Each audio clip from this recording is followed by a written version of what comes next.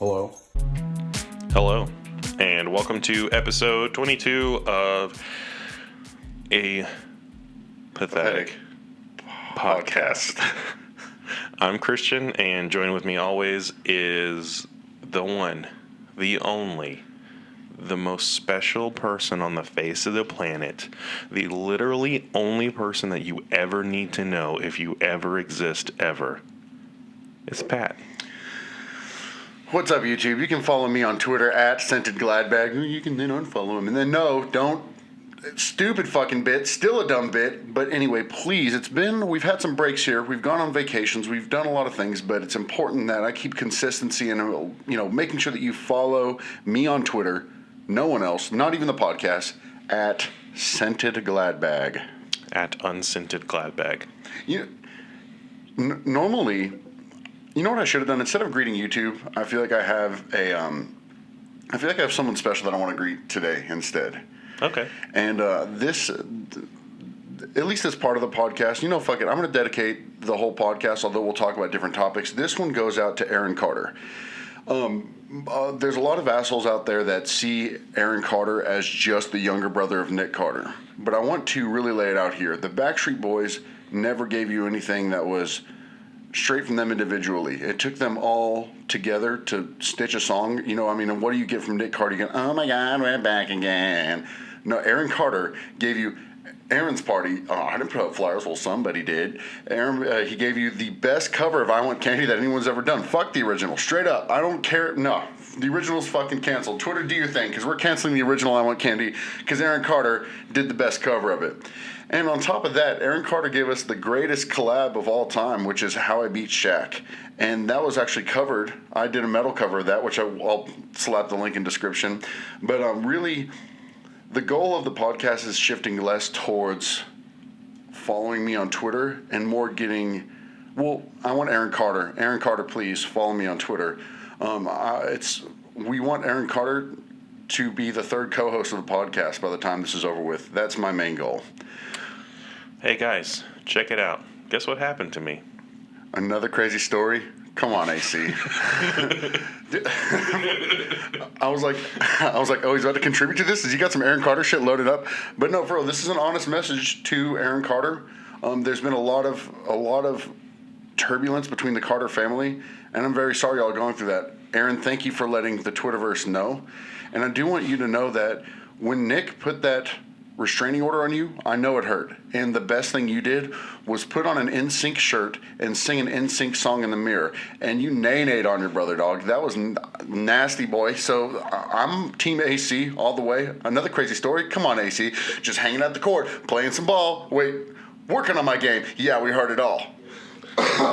I just want everybody to know that we here at A Pathetic Podcast have now transitioned our format. We only now speak about blonde teen pop stars from the early to mid 2000s. Specifically and mostly Aaron Carter.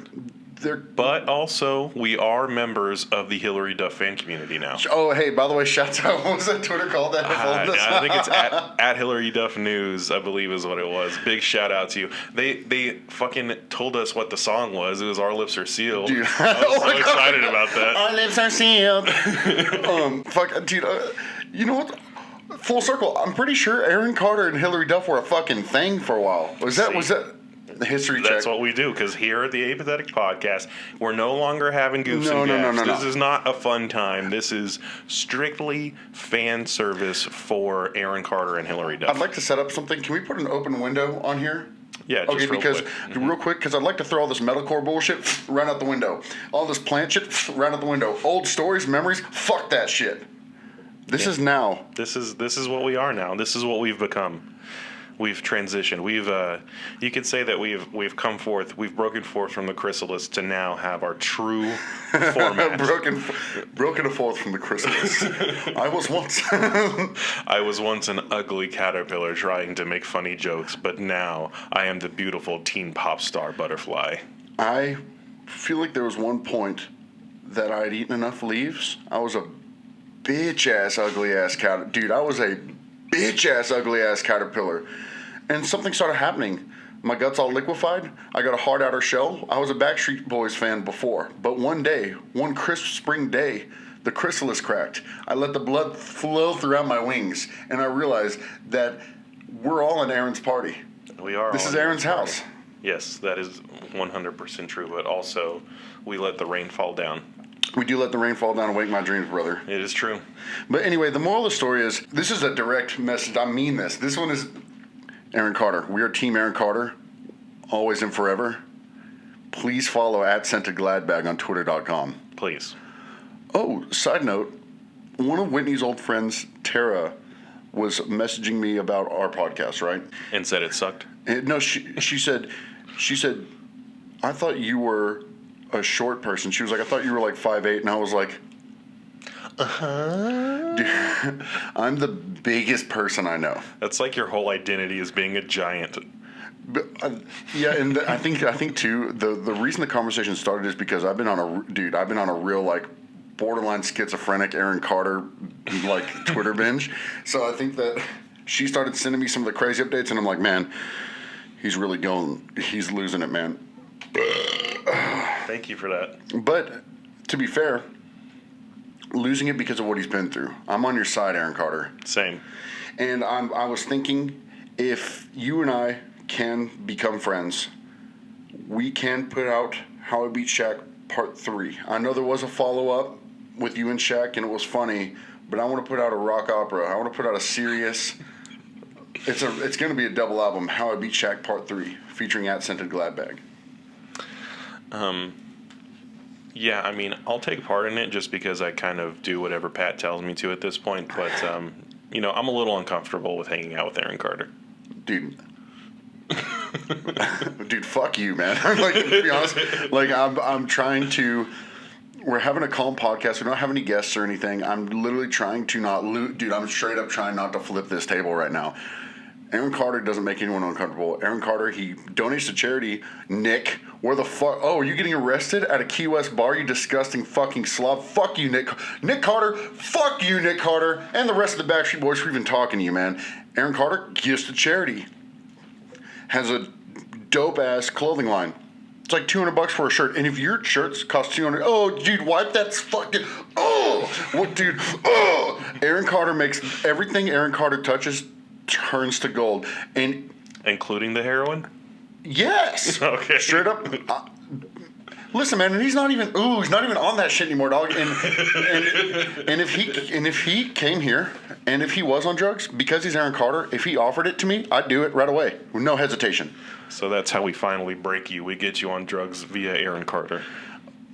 Dude, oh man, I'm Aaron Carter. If he walked in this room right now, you know what? The first thing I would do, I wouldn't even say a word. I give him one of those hugs where like we slap hands, but we also slap each other on the back, and it's just that we're so tight, like the homeboy hug, like the homie hug. The homie hug, AC. I feel like there's something between. I feel like there's some chemistry here, man, and we could be more than friends, even.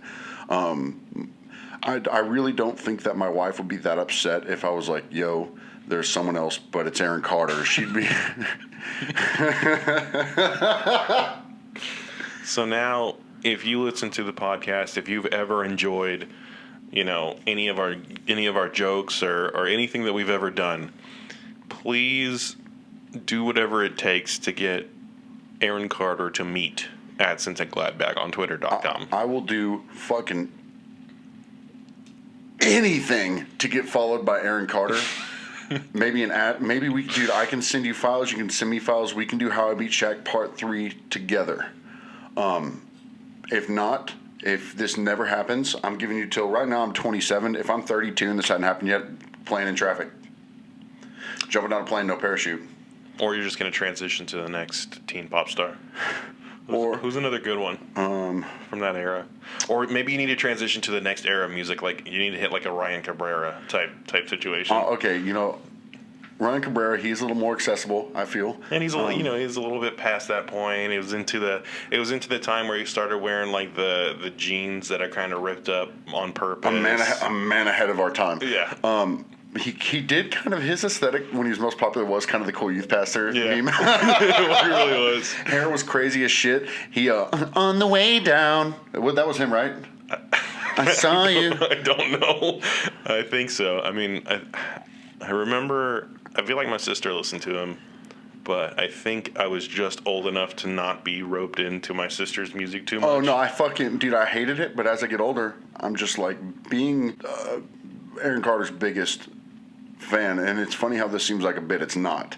I look at it later, and I'm like, Aaron paved the way for dude. Just like if you think about it, Post Malone got this guy on one of his new tracks, Ozzy Osbourne, and I feel like Aaron Carter paved the way for Ozzy Osbourne to be something, because without Aaron Carter, there would be no one to influence a young Post, which, and being someone that was so influential to Post, I know that Post shared his influence with other people, and he put this guy Ozzy on. There would be no Ozzy Osbourne if there wasn't an Aaron Carter, and I'll get that tattooed on my fucking throat.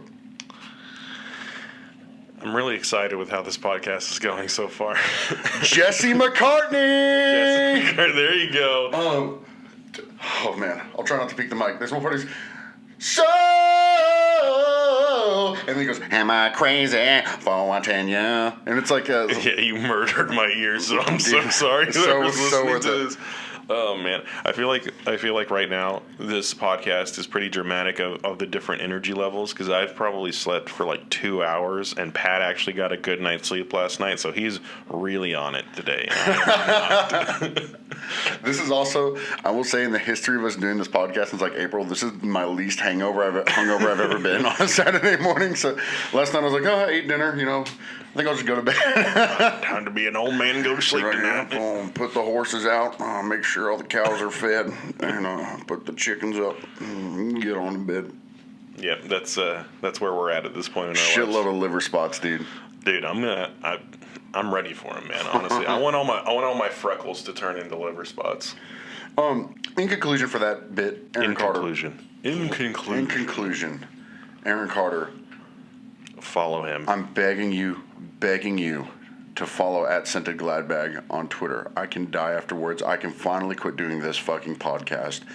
I can stop the whole pepper thing, because at that point, everything that I've lived for previously is null and fucking void, man. Because if I get a follow on twitter.com @ScentedGladbag, if you want to remember that name, from Aaron Carter, the boy from How I Beat Shaq, then there's no...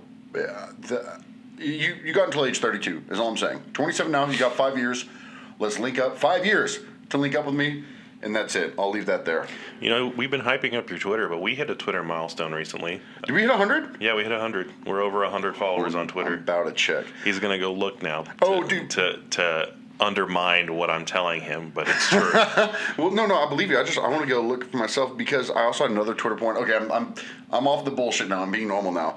But so a couple weeks ago, my friend Hood, he hangs out with Power Trip. Yeah. He posted something about like Subway, when you're going to get the vegan meatball sandwich. So it gave me an idea to make a Subway parody account called Subway Responds, and just start like saying outlandish shit to anybody that tweets about Subway. So people would be like, should I get, like, I would just search Subway or Subway, and people would be like, should I get Chick-fil-A or Subway today? And I'd be like, the fuck you think? And I would reply, and then there were a couple people that were like, Subway, what are you doing? Subway, what's going on?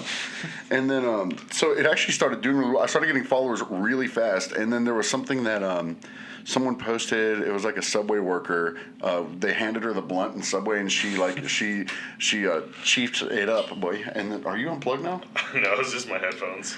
So she smoked weed in Subway, and then I said something like, I don't remember what I replied with, but it was like, how the fuck you think we get our salami so smoked, bro? Or something like, for like our slamming salami sliders or some shit. You said something like come in for our like sativa, like something. Sativa slam. Hold on. Let me see if it'll still even let me see my old tweets. So, moral of the story is it got suspended, and then I appealed the suspension, and I said this is obviously a parody account. And within like an hour, they unsuspended it, and I so cockily tweeted "I lived, bitch" to to everybody with a screen cap of that. But then you immediately got and then immediately got resuspended. Let's see. Oh, it's up. Speaking of smoked, don't forget to try our new smoked salami sliders with the side of that hashtag sativa. And then I said, eat shit at Blimpy Sub Shop. But yeah, so anyway, right now all my followers are gone. Every time I try to log on to it, it doesn't let me log out of it, doesn't let me deactivate it, but that got suspended. So so if I die anytime soon, just know there's a suspended Subway parody account by me somewhere out there. It was actually quite entertaining. Like, normally I don't go along with Pat's stupid jokes, but this was funny. This was a funny prospect. Dude, 101 followers, boy. Yeah, boy. Creeping up on me quick. That's fucked up. What the fuck are y'all doing following this podcast and not me on this podcast? It's fucked up that y'all listen to this podcast and follow this podcast instead of listen to this podcast and then follow my podcast. Follow your podcast? You know what? Fuck it. Hey, announcement. Split this shit in half. From now on, we're going to film this podcast. You're going to be able to hear both sides, but we're going to cut the video about right there. And we're going to just have me right here, put it on my channel. 10 million views. This side over here, 6. Probably. 6 max. I don't doubt that whatsoever. No, dude, you're not supposed to agree with it. Now I feel like shit. I don't doubt it at all. Rick, yeah, man, you're right. Here's the thing. I know that I'm not... My entertainment value does not come from being on the podcast. My entertainment value comes in from cutting up stupid clips of you and, like, zooming in on your face and shit. Well, to be fair, we have a pretty... Between what people have told works with us is that we're pretty... The way we talk and the way that we approach things is pretty opposite. Even though, like, we get along probably for because that exact I reason. hate you. Because he hates my ass, dog. I hate him. You know what? Get the window back up. Throwing a friendship out there. It's gone. And so, fucking... I've had a lot of people that have said, and you've heard it too, that have been like, I really liked those first 2 episodes. No further comment. Because that's when it was just you having a normal fucking conversation. Because I was like, honestly, you guys, I'm just really sad. Well, you'll be like... So I was listening to NPR the other day, and then and then I'll go on here and be like, "Yo, Aaron Carter," and then people will be like, "Oh my god, the 90 episode funny," but it's just.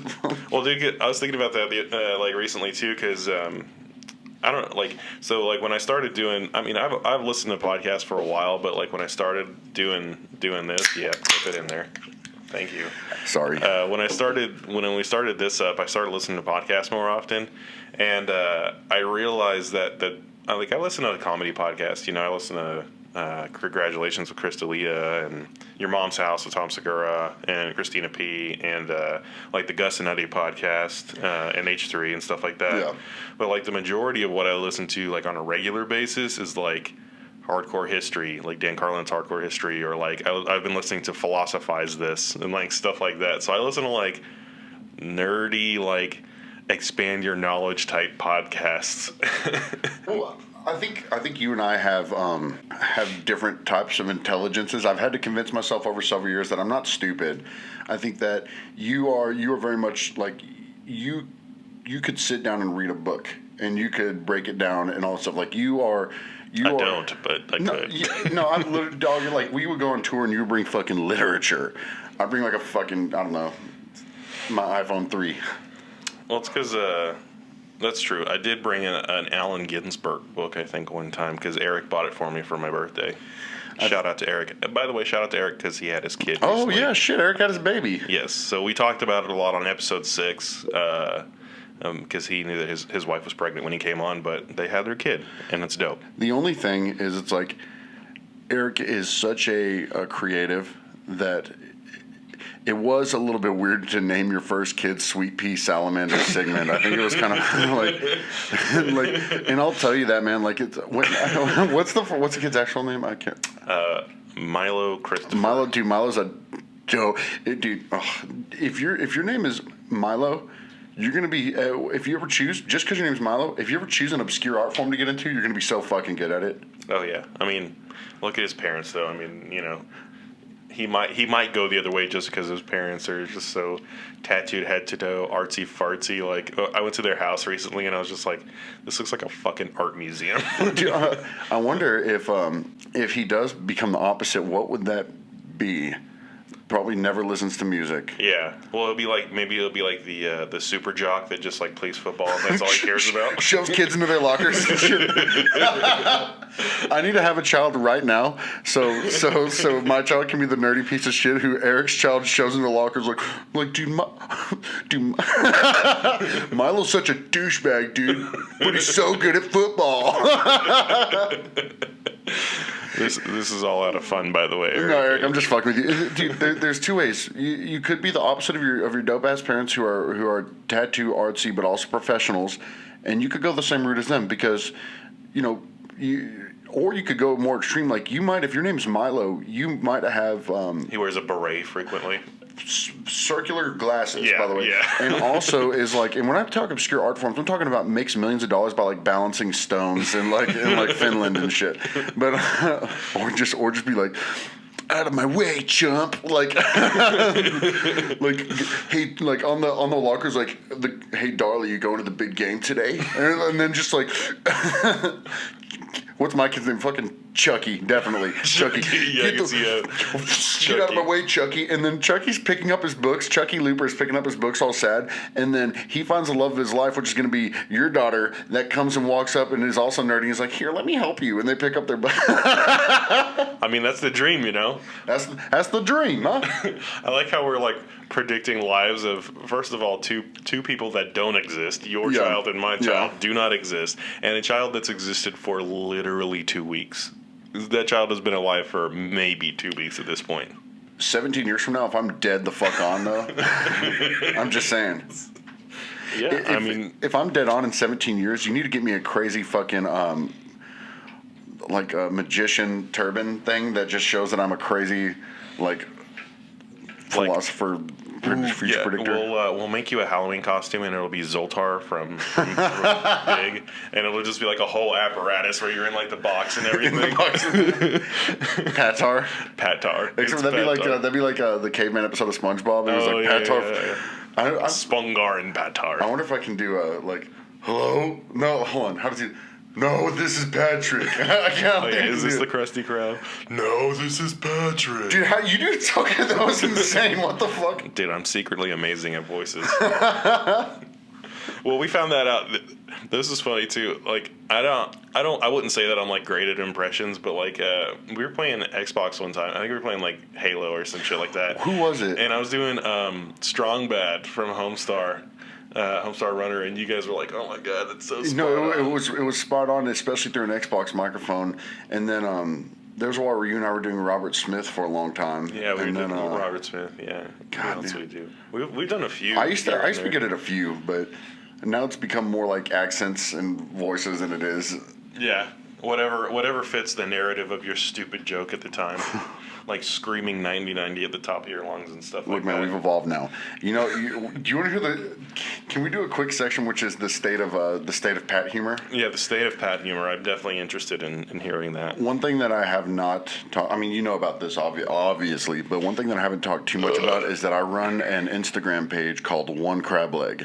And after you follow at Scented Gladbag, after you follow Pod Pathetic, follow on Instagram One Crab Leg, and it's really weird posts from like the perspective of a singular crab leg, and the argument is no multiple crab legs, just one only, and it's so goddamn not funny, but so the current Pat humor actually evolved from that because people started commenting a lot on the One Crab Leg page, which dude, it has like 60 more followers than I thought it did. And I started. Does not deserve it. No, it really doesn't. Like I'm not disagreeing with you. Like it's fucking like that started actually out of a group text for Eric's bachelor party. Yep. And we just started sending each other a picture of a crab leg. So what's the follower count on it right now? Right now we're at 116. Last time I had checked, it was at like 43. So I was like, that's so sad. Anyway, so the people started commenting on it, and I just started replying hello to everything that was said hello. People would be like, haha, yeah, One Crab Leg. Hello? and so that turned into me just saying it all the time on different me and Tyler Stevens especially started saying it on just different Facebook groups and whatever else, especially on the on Link's World. Shouts out Link's World. Shouts out Creeping Death. Well, also our group chat, our text group chat with Garrett from episode. Yes. Okay. So it also got heavily encouraged because 19. We have a MacBook challenge as our group text. Yeah. Yeah, so if you watch the episode with Garrett from Lost in Separation, you'll know that he's a goofy boy. He's the apprentice to Pat's shitty humor. So basically, our entire group chat for probably at least a few weeks now, I don't know how long it's really been going on, has just been us sending each other either those little voice memos or videos of us going, hello? And dude, the best parts are whenever you wait like 30 seconds, like just enough to be like, is something going to happen? Like you wait until like the last 2 seconds the video's about to end, and there's no emotion, just hello? And I will say, I feel like our videos, whenever it's me and you, it's like our videos are like at our house, like staring at our dogs, like saying hello or something like that. But Garrett, because he actually has a life and friends and shit, he'll be like out with people just being like, hello, and he like zooms in on his friends' faces. He'll be like actually doing shit. Yeah, we're just locked up at home and he's just out about it. He's like at Buc-ee's or he's, at work. He was at like Penstack the other day. He was like, hello, he's zooming in on his friends. And what's funny is I know he's been punishing his friends with that because he sent us that one video where he gets in that girl's car and he goes, hello? And she just like, probably happens way too much. But the ones I've been trying to do lately are where I get at a distance and I say it just loud enough to be heard. So we did one where I was in the dark, like 10 feet away from the camera. I'm just, hello? Dude, that shit is so... God. And fucking let's see, there's this kid that's in the hardcore. He was actually at that One Step Closer show. He was the one that was like super all up in the mic, and everyone's been goofing on him on the North Texas Hardcore page, Link's World, is Olin Martin. And I actually somebody and you know Zane too. He takes the pictures and he was the one that everyone goofed on for the melodic hardcore thing, and but someone reposted the corn dog thing from Owen. Apparently he's a totally different person now. That's great. Owen, we'll talk sometime. But they reposted that, and so I texted the number and I said "corn dog gang for life" or something, and then he said "haha hell yeah." Like he was cool. He wasn't like "fuck you, what the fuck." He was just like "haha hell yeah," and he said "who this be?" And I said, "This is Olin Martin and Zane X Daniel." Just blaming your trolling on it. And I think Olin's like fucking 16 or 17. You and I, we actually have a bit of a history with Zane that we didn't realize, but he was in a band called Bullfighter that used to play with Township. And what I talked Township was our shitty band. Yeah, Township was like our emo band. I just put the songs up on Bandcamp, but he played in that band. And what I told him I loved about Bullfighter was like, dude, it was at a shitty dude. The Dirty 30 fucking sucked. I hated playing there. Fucking, there was, of course, no one's going to come see us, but I think Hot Mulligan was playing there on bigger tours now. Yeah, that was on Mulligan show. But Bullfighter was just these kids, dude, and they were having so much goddamn fun. It's such a shitty show. They had a fucking set. They had a really fucking They were good, dude. Yeah. No, they were really good. I think Golden Week played that too. Really fucking good band. Yeah.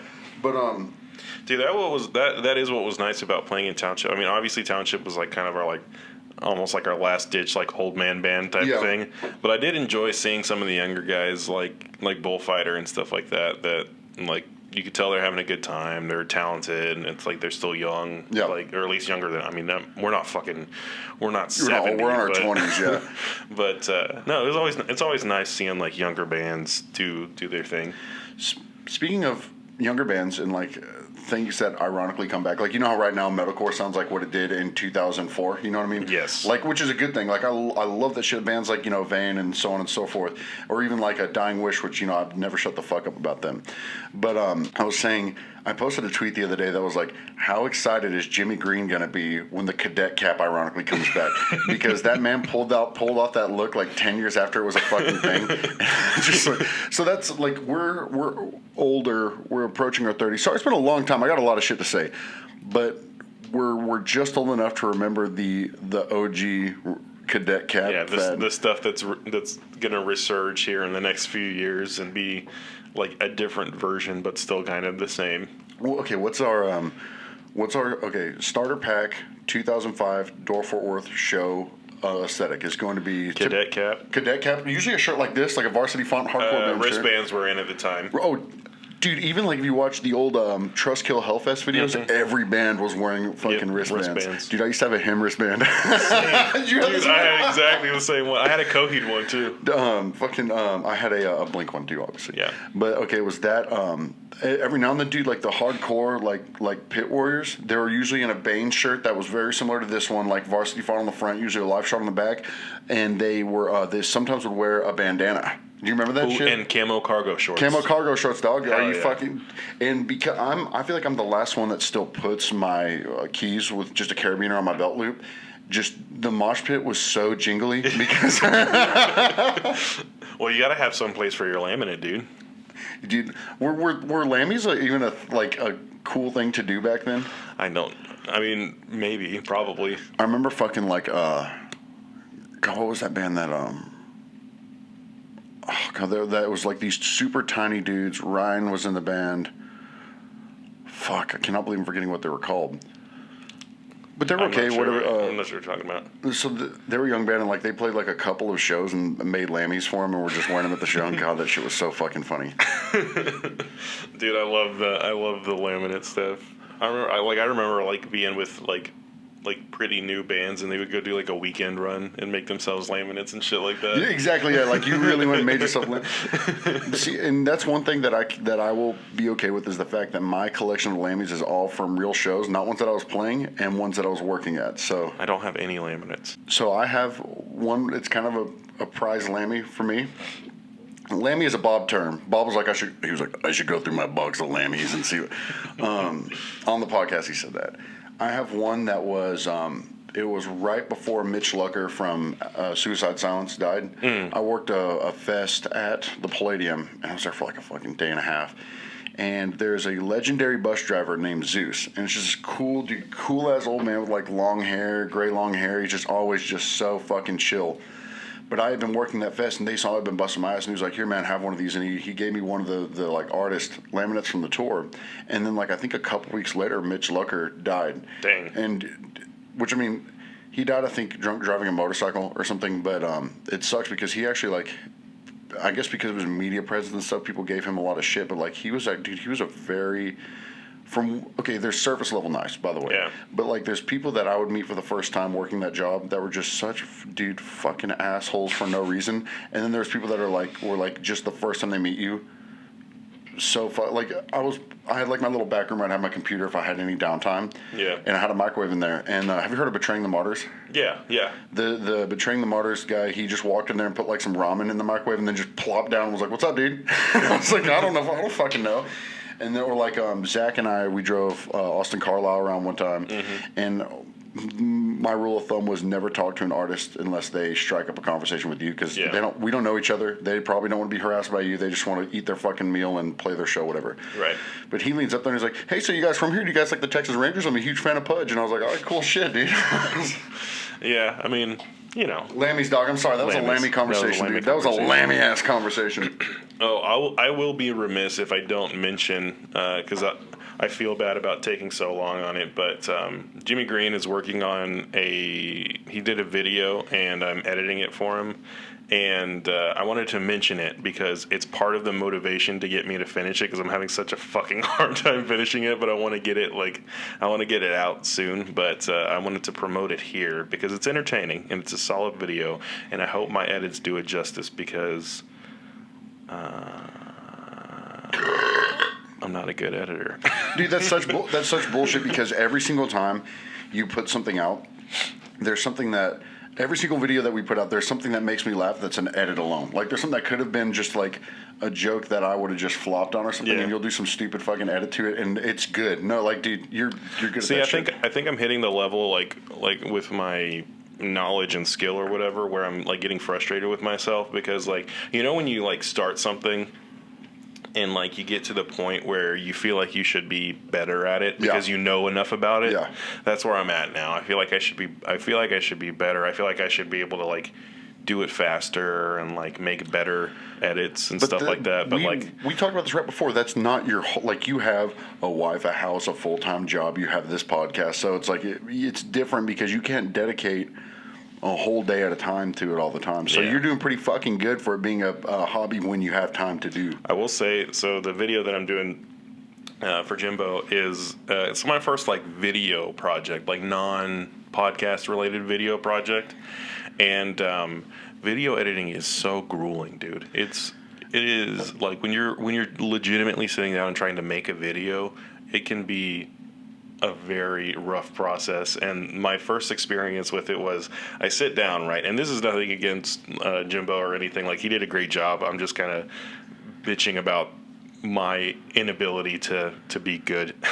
So I sit down and I pull in all of his files and I start working, and I worked for like probably like 3.5 hours or so, like maybe like 3.5, 4 hours, like of just like cutting stuff up and moving stuff around. And then I every time that I do an actual sit down session of editing something, I'll watch it back to make sure that it looks okay. That's what most people do with video or audio. Yeah. Like, you do a part, listen to it onward, you know? Yeah, so I started it over and watched it, and I had done like a minute in like 3.5 hours. Like, I was like at a minute, and I was like, oh my God, I hate myself. I should be so much farther along. That's kind of like, too, I mean, that's very much like whenever you like work on something really hard, like say I'm building it's like whenever those guys, there's those comedy, or not comedy, like those compilation videos where people are like, here's an ice sculpture I worked on for 7 days, and some reporter walks by and is like, whoopsie, and knocks it over. It's got to be something that kind of slaps you in the balls whenever you like work so hard.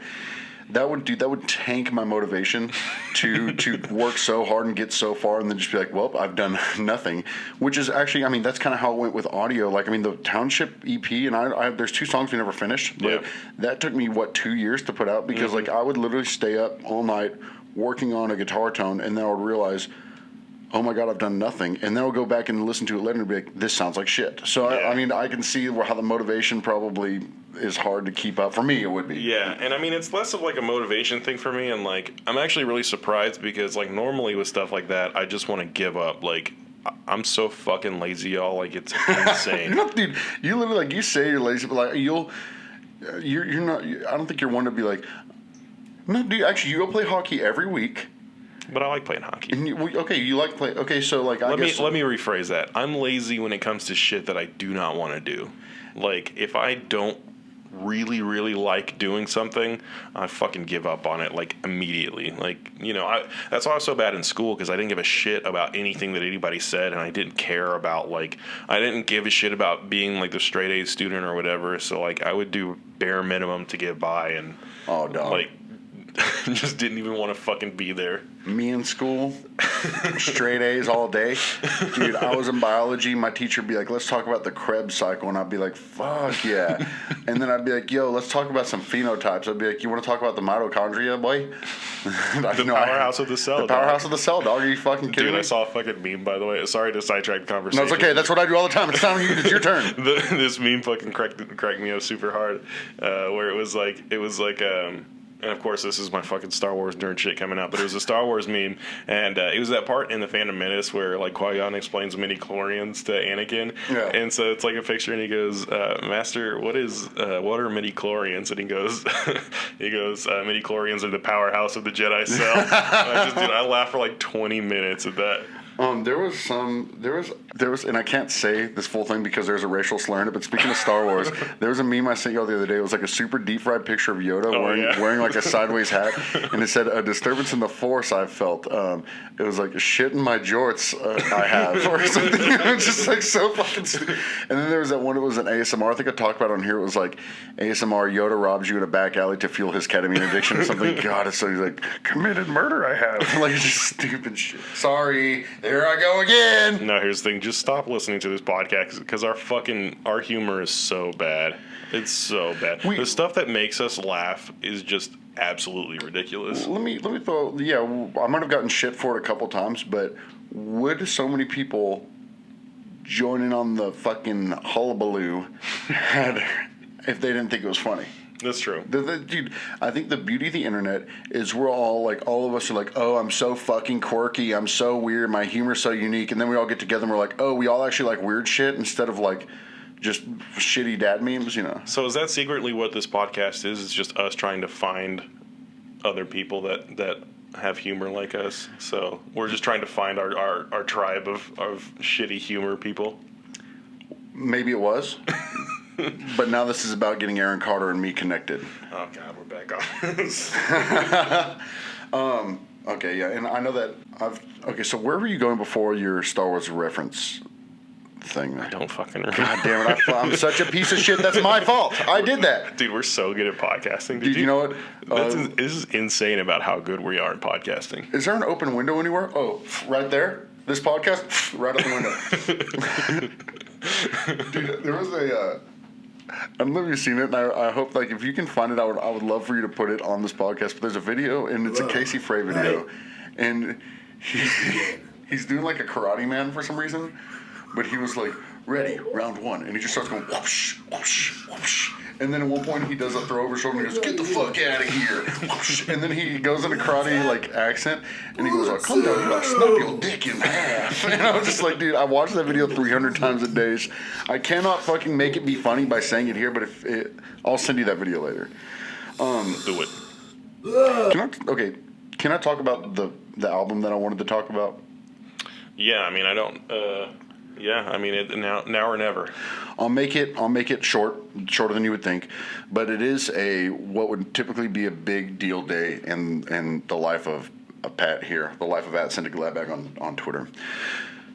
Uncensored Gladbag. Blink 182 put out another record, or the band that's the shell that used to be. And so every time they put out a record, because I'm an Alkaline Trio fan, you know, Tom DeLonge is gone. It's just kind of funny that right now we're at a state where Tom DeLonge is making music, Blink is making music, Angels and Airwaves is literally, and I'm not just saying this, putting out some of the best music of their career. I think you might actually like it if you listen to it. And yeah, you're not going to listen to it, I know for sure. But they're putting out some really good music, and it's weird because I'm not Blink, by the way. I like those bands, and every single time they come out with more music with Matt Skiba, I do sit down and I try my best to give it an honest. There's going to be a bias, obviously, no matter what, but I try my honest best to be like, listen to this as a musical record. So the new record's called 9, and there's a lot of things I have to say about it, and it's not all bad, but I will say that there's a certain feeling I used to get listening to Blink, even in 2012, even when I was already an adult, when they were putting out like the Dogs Eating Dogs EP, that I was like, oh man, this really feels like Blink. Mm-hmm. I'm not saying that a band can evolve, but if it's so different and nothing even remotely what it used to be, other than the fact there's instruments being played, call it something else. If the core members that were so unique to the sound aren't there, call it a different band, but it's a money grab. We know.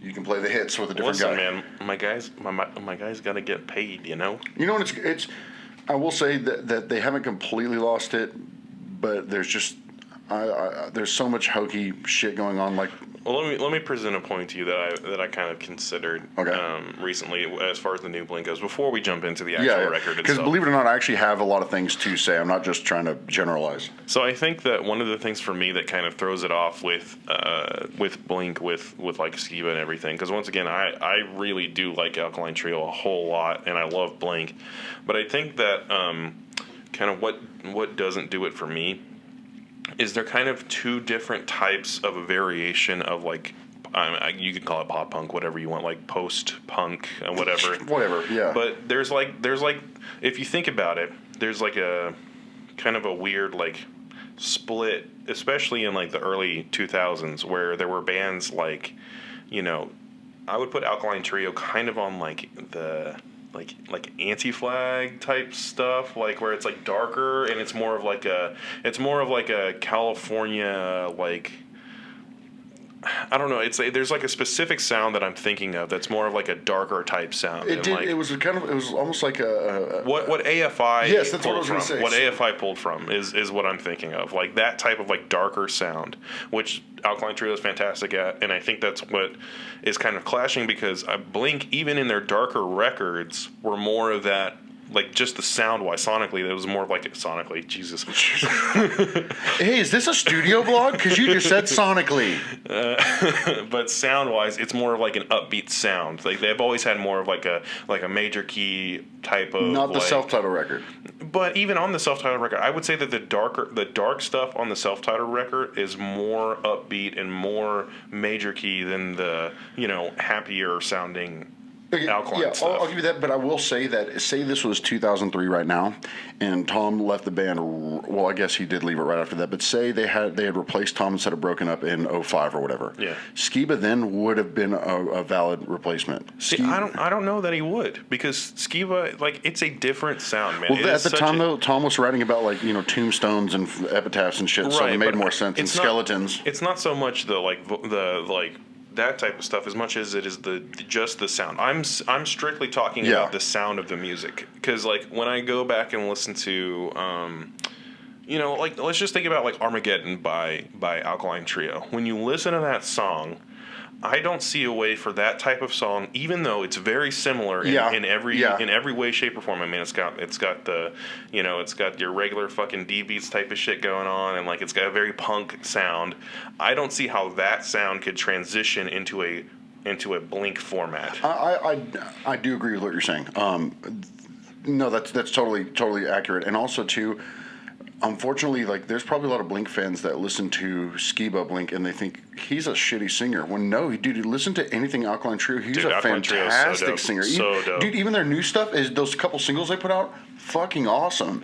But it doesn't, because Tom DeLonge obviously has a very signature sound, and even like the way they say words, even if they're both California or whatever, the way they say words is completely different. Well, I think that's why part of the Clash too is a lot of the upbeat sounding stuff, while a lot of the like the major key-ish sounding stuff also came from Mark, because it like, dude, just think about like old Blink's bass parts. Like think of like any of the older Fast stuff, even like Josie and stuff like that. I know exactly what you're saying. Yeah, like it's very like and it's not like you're not hearing a bunch of like sharps and flats. You're hearing a bunch of like core notes. You know what I mean? Like which is why the Untitled record was different. They did some of that, but I see what you're saying. Yeah, but that's what I mean. Is like I feel like that's the differentiation. Is like you're expecting to hear. It's like you're looking at a sheet of paper and you see a note that to me would seem like it would be like the piece of paper's far away, and to me I think that's an F sharp, and to you think that's a G, because like it's like right there. No, I see. Yeah, so I dude, we agree more than you would think on this, but there's one thing that makes it really hard with Blink, and it's a lot of things that just there's nobody could do anything about it. So think about, you have these first couple. We'll talk the major label Blink records. Like you have Enema of the State, right? Then you have Tech of Pants and Jacket. They're both on the same level. They have the kind of darker bridges that Tom would write for the genre, and then you have Mark, who writes very pop punk upbeat stuff, right? But Tom did too, though. He did. But hear me out. That's my next point, is that at some point he wanted to write stuff that was a little bit more post-hardcore influenced. He splits off and does the Boxcar record, which is still, I think that record still holds up. Might be a bias, but I think that's a really good record. So then he comes back to Blink after that, and that Blink, they did the self-titled record then, and that record is very much like Tom came back and he's like, we're doing this now, and I think Mark agreed with that, because at the time that type of shit was cool. Like all these emo bands, mainstream emo bands were happening. This is in the height of popularity, and all that shit was coming up. So. I mean, it would be on the radio anywhere. Yeah. And so I think that they're all down because they're like, dude, this is going to sell like crazy. And Tom still wanted to write this very serious emotional music. And then you take Tom out of the equation. And what's weird to me, though, is they split. Tom left the band. They had that hiatus. Pulse 44 still puts out a record that literally gives the self-titled a run for its money. So I'm like, Mark, he has such pop sensibility, but he was still able to write that album. Yeah. And then they get back together later on or whatever, and you can tell that there's this obvious awkward conflict where there's still like these kind of poppier Mark parts, and there's these forced dark Tom parts, and it's hard because, you can separate the ingredients and mash them back together, and it's like a piece of grilled chicken, man. You put that shit in the fridge overnight, it's not going to taste as good. God. And I don't know, man. It's just that's one thing that's like I try to remember that there are different backgrounds there. Yeah. But to get into here, let me get into the meat of it a little bit. Get into the record. Yeah. So like, there are parts where there's some pandering here, and I'm going to go over my notes and then I'm going to say a couple things. The first one is that there are some really good parts with Matt. There's some parts that literally sound like they're starting to write music that's more for his vocal style, there in his pitch, and there's some parts that literally like the verse will sound very Alkaline Trio, or not even just that, like just like a different kind of. This is okay. This is an acceptable sound for Blink to go as this pseudo Blink or whatever. And then, like the first time, the opening song is actually a really, like, I enjoy that song. Which is, so whenever I first spun the record, I was like, you know what, maybe this record might not be as bad as I thought, other than the, like, 7 fucking shitty singles they put out. But then there's bad parts where, like, Mark had a lyric on one song, I can't remember what the song was, where he was like, I'm melting like a popsicle. And I was like, dude, that's so, like, you got a simile in there. You know, I don't know, it's just such a... too sweet, you know what I mean? And then let's see, Mark has kind of this meter, what do you call it? Not meter, but cadence. Mark has kind of this hip hop cadence where he's like da da da da da da da, but I love you, but I hate you, like trying to do these fast, like flowy parts, and he's so unbelievably fucking white that it's just so fucking hard to sit through. When normally he's been this very harmony driven. He's done fast parts. Like, I mean, the party song is a fast song, but this is different because Mark has obviously shown all the music he's into now. He does that, Simple Creatures with Alex Gaskarth. Like, he does broaden his horizons, but it's awkward when you bring it into that mix. Next, the hip hop dude. Just listen to that album. Force yourself. It'll bother you when you hear it. Yeah, I don't know how excited I am to listen to the record. And then there's a song called Generational Divide, which is like all D-beat. It's kind of a punky song, like Hearts All Gone off the Neighborhoods record. But if you listen to the lyrics, it's literally them trying to say, it's a bunch of like middle-aged guys trying to be like, see, we're still so punk, right before they put out their next song. It's like, I'm melting like a popsicle. And it's just, it's so fucking like, I don't know, man. I feel like they're doing a lot of like, all right, let's put out every type of like pandering runner we can and see where it sticks. There's the we're still so punk. There's the poppy fucking light lyrics. There's the weird like hip hoppy things. The album cover is it's a rainbow, which I feel like that's also them trying to be like, you know, reaching out to the LGBTQ community, but also Blink back in the day, they were the number one culprit of really out of place like gay jokes and stuff back in the day. Like, which I mean, everyone did that on TV then, but I mean, still, I'm not saying they should be canceled for that. But it's like Twitter, do your thing. Twitter, do your fucking thing. No, please not to Blink, but it. No, do it to him. As that album came out, I'm like, y'all don't like. Y'all are just It's like when Hillary Clinton was like, I love hot sauce. Like on this, put hot sauce on the chicken or whatever. Exactly, and so it's weird. And then they have some songs like there's a song called "Runaway." The first and second verse are like lower singing Matt Skiba, like fucking okay. This is gonna be kind of a good kind of alt rock song, and the verses are amazing. And then it goes into this like chorus or pre-chorus that sounds like some shit out of fucking CSI Miami, where everybody slaps on their sunglasses and like and just fucking shut the fuck up. And then there's a lot of CSI Miami shit on there, and then there's they have songs that are called like I'm on some emo shit or like Black Rain, where they're just trying so hard to be like, see, we still do the Untitled stuff too. We got something for everybody, and it's there's a lot of cringe factor there. It's I don't know. It is really hard for me to see. I know that Jimmy Green was a diehard Green Day fan in the way that I'm a Blink fan, and so he got to have this crisis years ago when Green Day started putting out like even after 21 Guns, like the bad shit. The numbers. Uno Don't or whatever. Yeah. See, this right now, this record is my my record that had 21 Guns on it. That's where it starts to be like, fuck, man, where is this going? And so I know it's just going to get worse and worse unless Tom rejoins or something, but it's just... It is really hard. Fuck that. Listen to me, Mark. Just go back to your roots. Think back to 1994. You were a young lad. You loved punk music, and you wrote all fast songs. That's not going to work because you're fucking old now, and you were supposed to put out a second Plus 44 record. Obviously, you still have that sensibility. I wish you'd done that, but I get that Blink is a big business. Blink is fucking Walmart, and fucking Plus 44 is a mom and pop's corner grocery shop in terms of business. Like I get it. It's really hard to, and I know that this is so fucking dramatic, but as someone who has spent so much of my fucking life, so much of my time, so much of everything, like just so much of my life has been consumed by that. Yeah, you're a super fan. Yeah, and then at some point you just get shit on it. Dude, like... Like, I probably won't have this big of a reaction when I listen to the record. I'm a big Blink fan, but I'm not as much of a Blink fan as he is. So, like when I listen to, I'm blanking on the name of the last record. California. It was okay. Yeah, I don't think I had the same complaints that everybody else did on California. I think that, I listened to it and I enjoyed it, and I thought it was a solid record. It wasn't the greatest record in the fucking world, but it was an okay record. So it's all right. I feel like when I listen to this, if I listen to this, I don't know, Pat's kind of making me not want to, but if I listen to it, I don't think I'm going to have the same reaction because, it's one of those things where I like Skiba, I like Travis, I like Mark, but I'm not like, you're ruining my childhood. I mean, I don't know.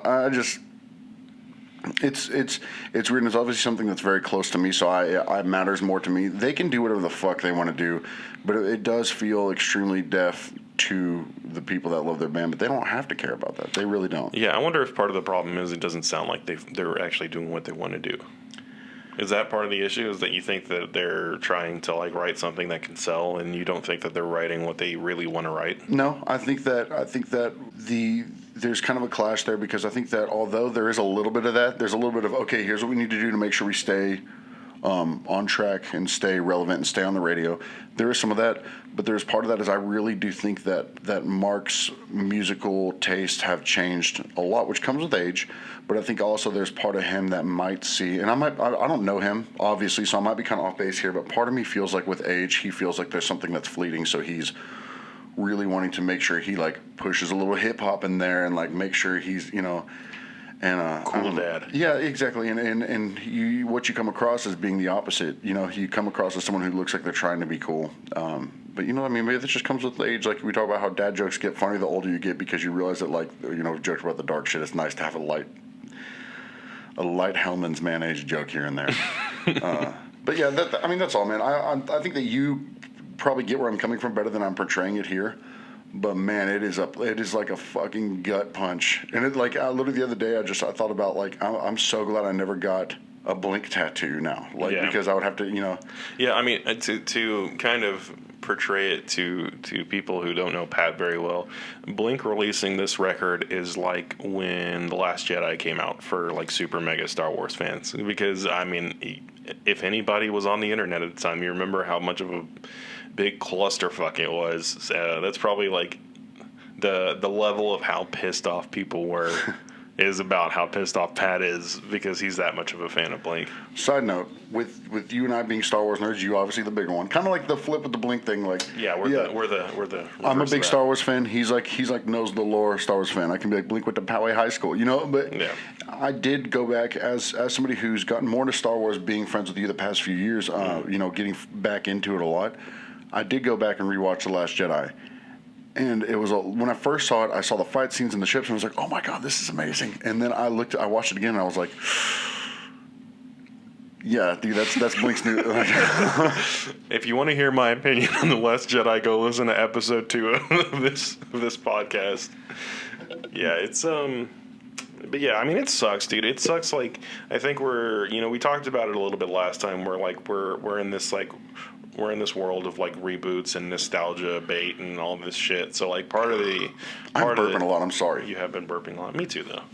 But part of the downfall of that is just when it's so easy to screw up something that's nostalgic, because people hold on to the feeling that they had at the time. So you're really rolling the dice with trying to utilize this nostalgic stuff. It's easy to criticize something that now exists whenever the artist or the director or anything, the people don't actually they have an expectation, but they don't really know what it is. You know what I mean? They expect good, they expect a couple of things in there. So it's so much harder to make the right thing when you're making it, and it's so easy to criticize it once it exists. Yeah. So I do understand that they're kind of, just pissing in the wind and seeing what happens. So I get that. That's a good point, actually. So it is a roll of the dice, and they are taking risks, which is good. I think I can admire them from Star Wars and any artistic thing. I can admire taking risks, even if they flop, more than getting formulaic to a point that it sucks. It's obvious, 100% pandering. But yeah. Damn, we got a little sad there. Dude, the thing, you're fucking with my childhood, dog. One thing I did want to give before we wrap things up, I want to give a quick shout out to an old local music scene friend of mine, Trevor Engel. He went to one of the last Half Heart shows in Germany recently, and he picked me up this shirt. And also Blake from Deadwords, he picked him up one too. And I like to talk about the fact that he only went to Germany exclusively just to get me this shirt. And that was super sweet of him. I mean, that's a lot of trouble to go through just to get me a shirt, but I wanted to thank him a lot. And I want to shout myself out for going to Walmart and getting a packet of these shirts. That's why I wear this shirt every time we do the podcast. Dude, I do the same thing. I get like the 3X super giant pocketed shirts because I'm like, fuck this, I'm not impressing anybody. Oh, do you have to zap the thing on real quick? Because I do want to hit a couple. Okay, good, we're gooch. Are we about to wrap this up? Yes. Okay, I have one last message. No. Dear Aaron Carter, you're going through a lot of ups and downs right now. I think we need to be friends to get you through them. Nick Carter, a huge bitch. Aaron Carter, number one fan. I understand, man. Please follow @ScentedGladbag on Twitter. It'll change both of our lives for the better. Because I'm giving you until I'm 32. I'm 27 now. And when I'm 32, if you still haven't followed me, at the very least, playing in traffic. Aaron Carter. And also Carter. Hillary Duff. Hillary Duff, yeah. Thanks, you guys, for listening to this episode. If you could, just go follow us on Twitter @PodPathetic. You can find us on YouTube if you want to see the goofy edits that we've been talking about. Go ahead and subscribe onto there. It's just A Pathetic Podcast on YouTube. You can listen to the podcast if you prefer to listen. We're on Spotify, iTunes, Stitcher, Grinder. We're all over the place. SoundCloud. Yeah, we're all over the place. Specifically Grinder, but we're just about everywhere we can be, honestly. Yeah, we're pretty much everywhere now. So just hit us up and be a part of the 90-90 gang, fam. Yeah, 90 fucking 90, man. 90-90.